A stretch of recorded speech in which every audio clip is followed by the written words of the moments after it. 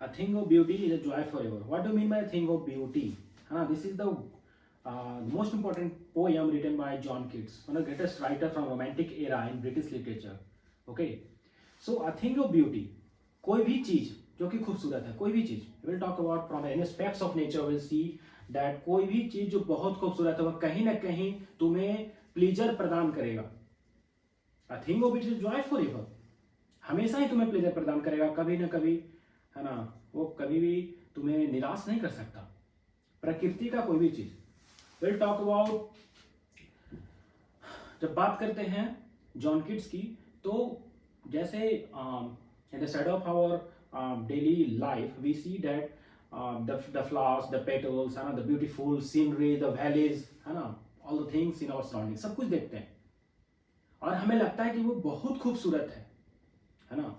Will touch the surface, the upper surface of a petal, है ना, very beautiful. जब कभी तुम जाओ और किसी पेटल्स का अपर सरफेस को तुम टच करते हो, तुम्हें पता लगता है कि बहुत ही कोमल है. एंड यू से इन दिस लाइट, है ना, the light means in the day time you see the object and you tell, you explain that the whole nature is very beautiful, and the night in the same, है ना, same, because day is also the part of nature, night is also the part of the nature, and while the opposition is there.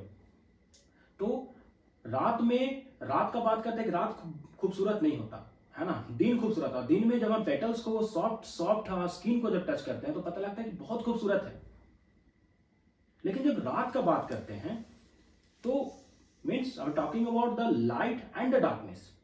Okay, so light is always taken as the part of beauty. And what about the night? What about the darkness? Darkness का क्या? Darkness is not taken as a part of beauty. Why? तो John Keats बोलता है, जैसे suppose कि कहीं पर suppose funeral is there, है ना, will see that the boots are collected and the boots are fire. आग लग चुकी है फनरल में, है ना. अब जो बॉडी है उस इंसान का, वो आग इस तरह से प्रहार कर कर वो धीरे धीरे उस बॉडी को, है ना, जलाकर एसेस में कन्वर्ट कर रहा है, because the nature is participating. प्रकृति इस तरह से उस बॉडी को, उस लकड़ी को इस तरह से एसेस में converting in the form of ashes, है ना, एसन लाइक मटेरियल्स, इस तरह से कन्वर्ट कर रहा है कि मानो बिल्कुल सॉफ्ट राख की तरह परिवर्तित हो चुका है, बिल्कुल सॉफ्ट राख की तरह. और वो इतना सॉफ्ट राख है, जब तुम टच करो you will feel that as soft as the petals of rose. And when we touch any rose, we see, and we even told that the rose is very beautiful, because we see that we see the beauty of that rose in the light. लेकिन जब हम darkness में बात करते हैं, darkness में किसी चीज का बात करते हैं, और जब हम डार्कनेस में, हम अंधकार में एसेस को पकड़ते हैं, है ना, राख को पकड़ते हैं, राख को लेते हैं, तो बोलते हैं कि no, this is something untouchable, है ना, you should not go and touch that, कभी भी मत छुओ. And even the grandmother always talk about this kind of situation, है ना, that her baby should not go out of the house and go to some countryside area where the corpses are turned into the ashes. कभी भी कब्रिस्तान, in the cemetery, near the cemetery house, the grandmother always suggests that my children must not go at that places, है ना, because that places is not seem to be very beautiful. समझ में आ रहा है?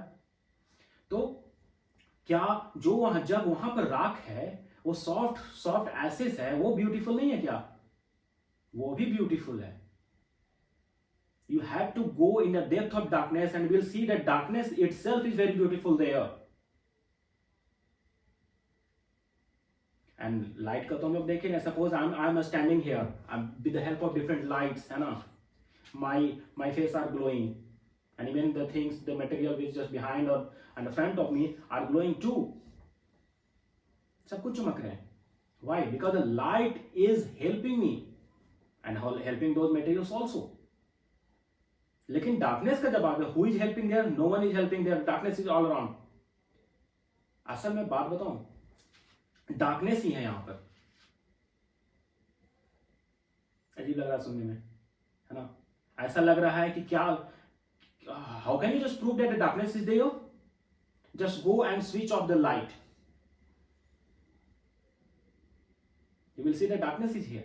पहले से darkness नहीं था, लेकिन जैसे ही light आया, darkness को जाना पड़ा.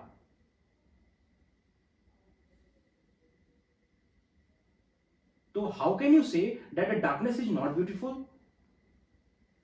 So with the help of this example, John Keats told, and he gave the very beautiful term that is egoistical sublime and negative capability. And when he was dealing with these two theories, when he wrote a letter to Richard Woodhouse in 1818, and from that letter, we get these two terms are written by John Keats. Egoistical sublime, negative capability होता क्या है? When he was dealing with egoistical sublime, he took the example of William Wordsworth, the writer from Romantic era. है ना? Well written lyrical ballad. And we'll talk about the negative capability. He took the example of William Shakespeare. And what does the writer William Wordsworth do every time in almost all his poems? He is dealing with only the positive aspects of nature. वो हमेशा positivity से deal कर रहा है William Wordsworth, है ना? That's why he told that William Wordsworth is always talking about the positivity of nature. He's not going towards the negativity of nature also, है ना? हमेशा positivity. We will see the intimation of immortality, recollection from early childhood, the poem written by William Wordsworth, and another poem, Nutting, the poems like Westminster Bridge, है ना? And there are many beautiful poems William has written by William Wordsworth. But they are in almost all those poetries, he is just talking about the positivity of nature only. He is not talking about the negativity. We'll talk about leading towards the negative capability. So when William Shakespeare was writing, he took the negative aspects of the character only. हमेशा negative चीज को दिखाना, beaches, है ना, supernatural elements, and when he leaded towards characterizing any of the characters in his tragedies, in his comedies. So he took out only the negative aspects of the character only. So William Shakespeare is dealing with the negative capability, and William Wordsworth is dealing with the egoistical sublime. Right now, I'm leading towards this. I'm leading towards the poem "A Thing of Beauty is Joy Forever," written by John Keats. A thing of beauty is a joy forever, है ना? Its loveliness increases.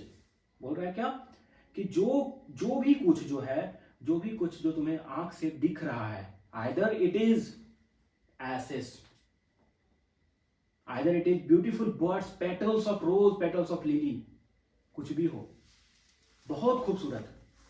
क्यों तुम्हें खूबसूरत लगता है? और जब तुम उसे देख लिए और तुम कहीं पर चले गए, and you are started recollecting your thought, and when you are in the state of tranquility and you are started recollecting your thought, you feel like you are very much mesmerized by the beauty of that petals.